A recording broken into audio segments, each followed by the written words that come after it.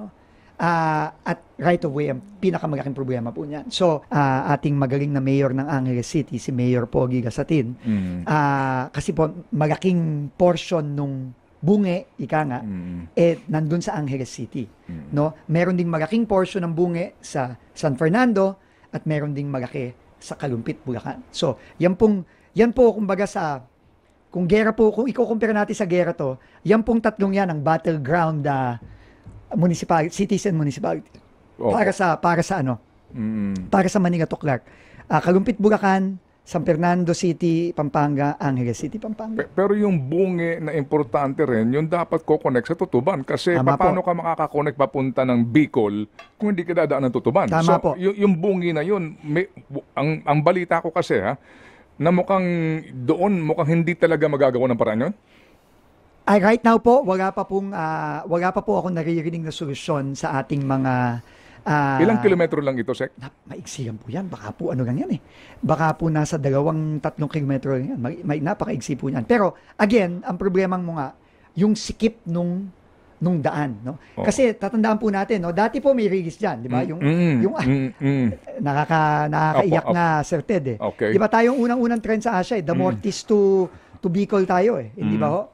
So, pero unfortunately, yung north side, talaga pong nawala na yan eh. Nawala na yung right of way na yan, halos. No? So, talagang kailangan na po natin talagang linisin yan. So, maghanap po tayo ng solusyon. Pero ako po kasi, ang akin pong utak po kasi, ano ba yung pwede mong gawin ngayon?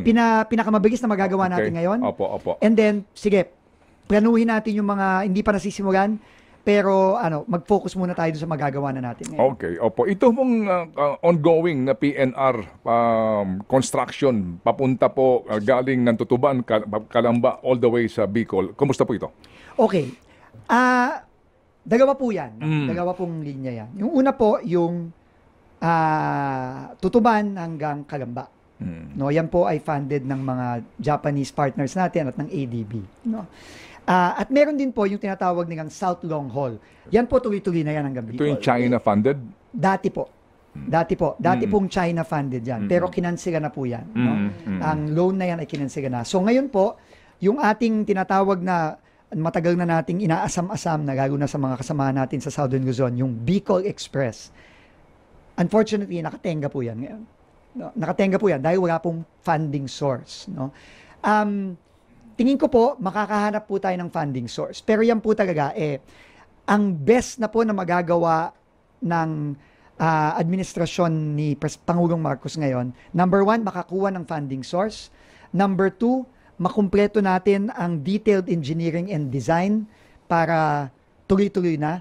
At sana po, baka may masimulan tayo kahit konting mga segments nitong Bicol Express natin.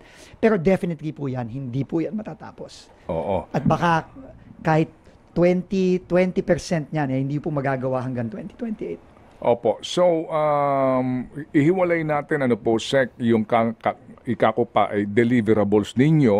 Opo. Tangible, kumbaga, na accomplishment. Pero meron pa ho kayong pinaghahandaan pa ngayon na mga proyekto for feasibility study and for funding source para po sa next administration na, di po ba? Okay, pag-uusapan natin yun, Sek, Yes, para po. lang magkaroon ng ideya ang ating mga kababayan kung gaano ba talaga kalawak itong ideal na plano ho ng ating gobyerno para sa komportabling pagsakay sa tren ng ating mga kababayan from north to south. Meron nga sa Mindanao